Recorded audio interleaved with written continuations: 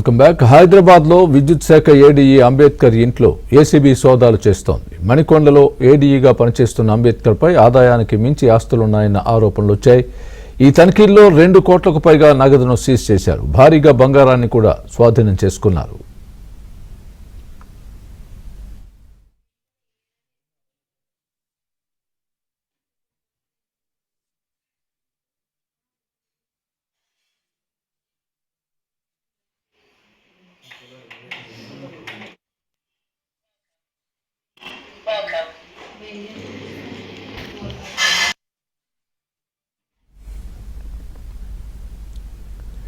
లంచాల రూపంలో తీసుకున్న డబ్బుతో కోట్ల రూపాయలను ఏడీఈ అంబేద్కర్ వెనకేసుకున్నారని ఏసీబీ డీఎస్పీ ఆనంద్ తెలిపారు. ఇంకా సోదాలు కొనసాగుతున్నాయని, పూర్తి వివరాలు త్వరలో వెల్లడిస్తామంటున్న ఏసీబీ డీఎస్పీ ఆనంద్తో మా ప్రతినిధి ఫేస్ టు ఫేస్. లో విద్యుత్ శాఖ అడిషనల్ డివిజనల్ ఇంజనీర్గా పనిచేస్తున్నటువంటి అంబేద్కర్ నివాసంలో ఏసీబీ అధికారుల సోదాలు కొనసాగుతున్నాయి. ఆయన మీద అవినీతి ఆరోపణలు రావడంతో ఏసీబీ అధికారులు కేసు నమోదు చేసి ప్రస్తుతం ఈ సోదాలకు దిగారు. ప్రజెంట్ ఇదే అంశాల గురించి మనతో మాట్లాడడానికి ఏసీబీ డీఎస్పీ ఆనంద్ ఉన్నారు. ఆయనతో మాట్లాడదాం. చెప్పండి సార్, అంబేద్కర్ మీద వచ్చినటువంటి ప్రధానమైనటువంటి ఆరోపణలు ఏంటి? ఇప్పటివరకు సోదాలు ఏం గుర్తించారు?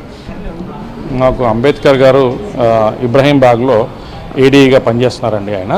అయితే ఆయన పైన విపరీతమైన అవినీతి ఆరోపణలు రావడం జరిగింది.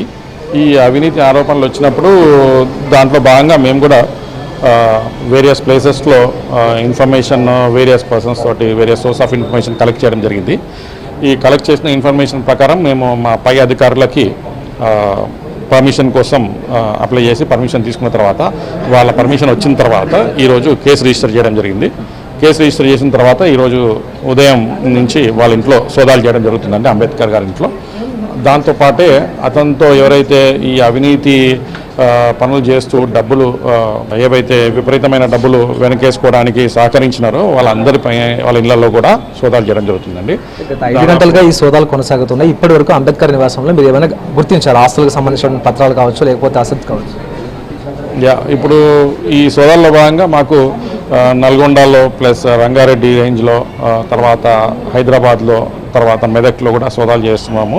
ఈ సోదాల్లో భాగంగా మాకు దాదాపు ఒక 3 ప్లాట్స్ ఓపెన్ ప్లాట్లు, తర్వాత ఒక 1000 స్క్వేర్ యార్డ్స్ ఫామ్ ప్లాట్ నర్కోడాలో, ఒక 5 ఫ్లోర్ బిల్డింగ్ గచ్చిబౌలిలో, తర్వాత ఒక 10 acres ఆఫ్ ల్యాండ్ పెన్పహాడ్ సూర్యాపేటలో, ఒక 3 BHK ఫ్లాట్ కొండాపూర్లో గుర్తించడం జరిగిందండి ప్రస్తుతం వరకు. సో ఇంకా దర్యాప్తు అనేది కొనసాగుతూ ఉన్నది. మేము ఫర్దర్ ఇన్ఫర్మేషన్ ఈవినింగ్ వరకు. హైదరాబాద్లో కాకుండా జిల్లాల్లో కూడా ఈ సోదాలు కంటిన్యూ అవుతున్నాయి కాబట్టి మొత్తం ఎన్ని టీంలు సార్ ఈ సోదాల్లో పాల్గొన్నారు? దాదాపు 12 నుంచి 14 టీముల వరకు ఉన్నాయండి.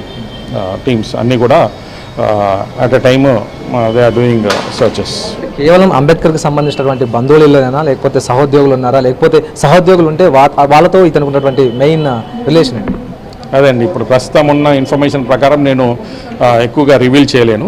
బట్ దట్ ఎవరైతే ఈయన అవినీతిలో పాల్పంచుకున్నారో అలా సస్పిషన్ ఉన్న ఎవరైతే కొంచెం మాకు కాన్ఫిడెన్షియల్ ఇన్ఫర్మేషన్, క్రెడిబుల్ ఇన్ఫర్మేషన్ ఉందో వాళ్ళ ఇళ్లలో అయితే సోదాలు జరుగుతూ ఉన్నాయి. ప్రధానమైన ఆరోపణ ఏంటి సార్? ఇది వచ్చినటువంటి ప్రధానమైన ఆరోపణ, ఎందుకంటే నా ఏడీ లెవెల్లో ఉన్నారు, ప్రత్యేకంగా అనుమతులు ఇవ్వడం కావచ్చు, కొత్త కనెక్షన్లు అనుమతులు ఇవ్వడం, తర్వాత వాటి పునరుద్ధరించడం, అప్గ్రేషన్, ఇలాంటి వీళ్ళు ఆయన నిర్వర్తిస్తూ ఉంటారు. అదే అండి, అవినీతి ఆరోపణలు అనేవి తన పైన జరిగింది. ఎవరైతే కొన్ని ఈయన ఉన్న హోదాల్లో కొన్ని పర్మిషన్స్ ఇవ్వడము, ప్లస్ కొన్ని పర్మిషన్స్ ఇచ్చే దాంట్లో కొంచెం డీవియేషన్స్, అట్లాంటివన్నీ చాలా ఆరోపణలు ఉన్నాయి. ఆరోపణలో భాగంగా మేము ఇతని పైన నిఘా వేయడం జరిగింది. నిఘా వేసినప్పుడు అతను చాలా వరకు డబ్బులు వెనకేసుకున్నాడు అని చెప్పేసి తెలిసిందండి. దాని ప్రకారం మేము కేసు నమోదు చేసుకొని దర్యాప్తు చేస్తున్నాం. విద్యుత్ శాఖలో ఏడీఈగా పనిచేస్తున్నటువంటి అంబేద్కర్ పై తీవ్రమైనటువంటి అవినీతి ఆరోపణలు వచ్చాయంటూ ఏసీబీ అధికారులు చెప్తూ ఉన్నారు. మొత్తం ఈ వ్యవహారంలో ఇప్పటి వరకు కూడా ఎంత మొత్తంలో ఆస్తులు కూడబెట్టారు, ఏ ప్రాంతాల్లో ఆస్తులు ఉన్నాయి అన్న అంశాల గురించి సాయంత్రం వరకు కూడా క్లారిటీ వచ్చే అవకాశం ఉందంటూ ఏసీబీ అధికారులు స్పష్టం చేస్తూ ఉన్నారు. కెమెరా పర్సన్ ప్రశాంత్తో కలిసి శశి, ఏబిఎన్ ఆంధ్రజ్యోతి.